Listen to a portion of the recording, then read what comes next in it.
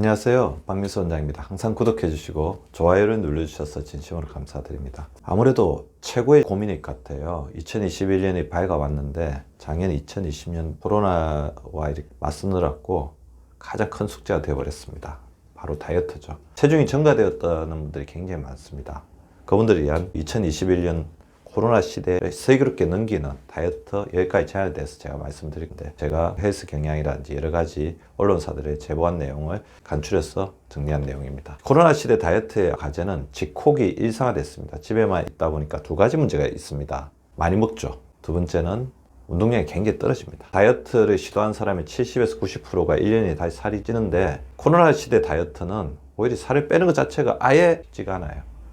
그리고 코로나로 인한 여러 가지 스트레스에 많이 시달립니다. 그래서 본인들은 더욱더 노력해야 되겠다고 하지만 그 스트레스를 풀기 위해서 맛있는 음식들, 포만감 있게 먹는 거에 빠져들 수밖에 없거든요. 그 부분이 굉장히 위험합니다. 그래서 2021년 다이어트, 이래서는 안 되죠. 코로나 때문에도 힘든데 우리 건강까지 더 나빠지면 안 되잖아요. 시대적 환경을 고려해서 체중 감량은 더 중요하지만 스트레스 없이 감량하는 게 굉장히 중요하죠. 그리고 건강과 면역까지 생각하는 다차원적인 다이어트가 돼야 됩니다. 그래서 여기까지 제가 말씀드릴 건데, 제일 중요한 게 다이어트는 즐겁고 편한 마음으로 하셔야 됩니다. 결과보다 과정, 성공이 있으면 실패도 있습니다. 실패할 때 너무 자신을 자책하지 마십시오. 다이어트를 하다 보면 여유가 올 수도 있다. 그렇게 미리 생각하고 하시면 마음이 편합니다. 그래서 하면 좋은 거죠. 그래서 해서 성공하면 더 좋은 거고, 했다가 잘 안 되면 그건 어쩔 수 없고 본전이라는 생각, 즐거운 마음을 가지고 최대한 다이어트를 하고 즐길 수 있는 방법들, 자기에게 보상을 준다든지 친한 친구와 같이 한다든지 즐겁게 다이어트 하는 게 좋습니다. 편하게 하십시오. 두 번째는 이제 실천 가능한 식사법.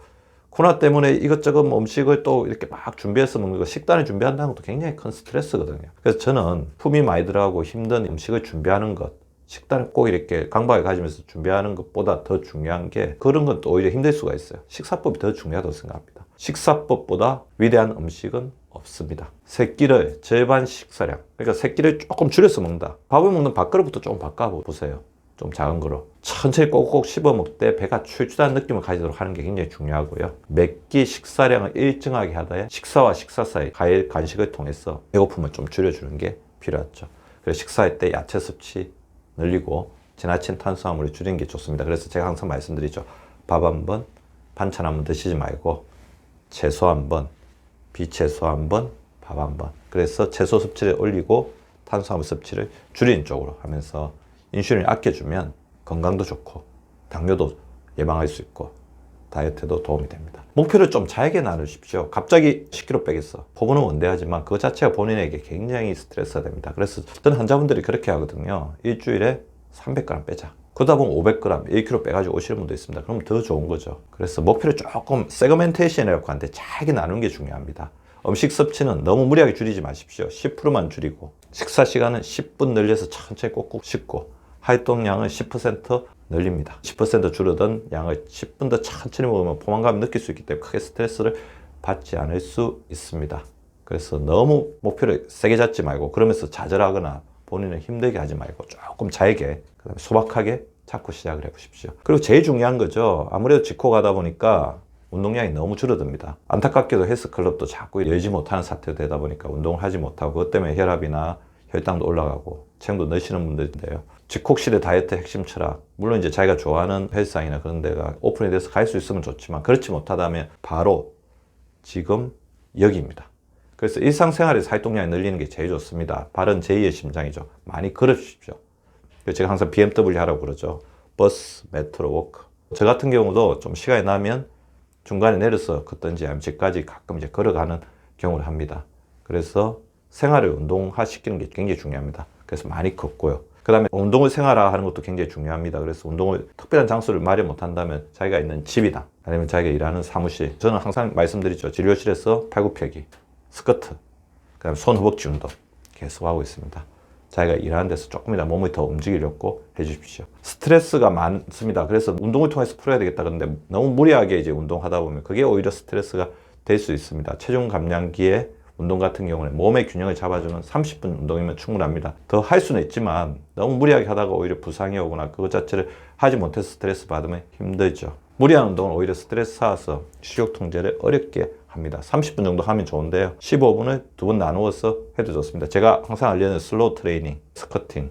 그래서 한 15분은 유산소 운동, 제자리에서 좀 빨리 뛴다든지 좁은 공간에서도 돌아다니면서 뛰고 그런 것도 운동이 될 수가 있거든요. 15분은 근력 운동 이렇게 좀 밸런스를 맞추어서 해주시면 좋겠습니다. 스트레스가 많기 때문에 너무 무리하게 운동을 하려고 하면서 부상이나 스트레스를 자초하지 마십시오. 평범함 속에서 빛을 발하는 식단이라고 제가 말씀드렸는데요. 너무 식단을 거창하게 하려고 하면 그것도 준비하는 것도 스트레스죠. 우리가 평소에 주변에 있는 것들을 가지고 잘 식단을 구성하면 됩니다. 그래서 물은 하루에 2리터, 소금은 5g 이하로 제 음식, 섬유질 30g 이상을 섭취하도록 준수해주고, 다이어트를 하실 때는 탄수화물 4, 단백질 4, 지방 이 정도의 밸런스 있게, 적탄, 탄수화물은 적당하게, 충단, 단백질은 충분하게, 다식, 식이섬유는 많이, 수분 섭취는 수시로 그렇게 해주시면 좋을 것 같습니다. 소금이 의외로 이제 식욕을 올리기 때문에 소금 섭취 제한을 해서 젓가락으로 식사하면서 국물 섭취를 줄이는 것도 도움이 될 수가 있습니다. 아까 제가 말씀드린 거꾸로 식사법, 젓가락 식사법 같이 하시면 천천히 드시면 탄수화물 절반을 줄이는 걸 결합시키면 다이어트가 그렇게 어렵지 않습니다. 더불어서 스트레스가 많잖아요.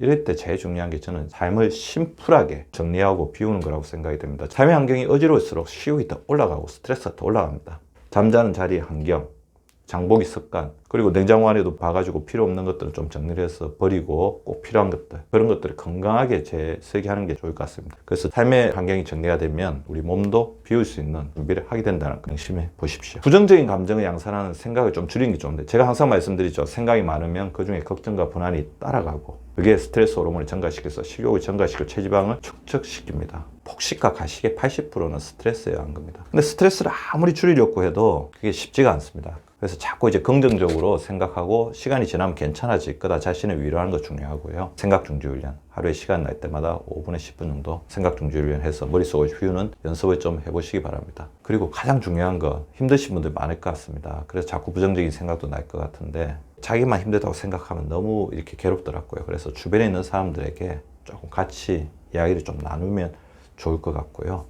두 번째는 시간이 지났을 때 지금 고민했던 이런 것들이 많이 좋아질 거라는 좀 긍정적인 생각들, 그리고 본인과 같은 고민하는 사람들과 좀 고민을 좀 나누는 것들도 나 혼자만 고민하고 나 혼자만 힘들 게 아니라 그런 부분들을 같이 나눔으로써 반감되는 효과도 있을 것 같습니다. 가족과 대화를 하는 시간을 조금 더 늘려보시기 바랍니다. 그리고 가장 중요한 거죠.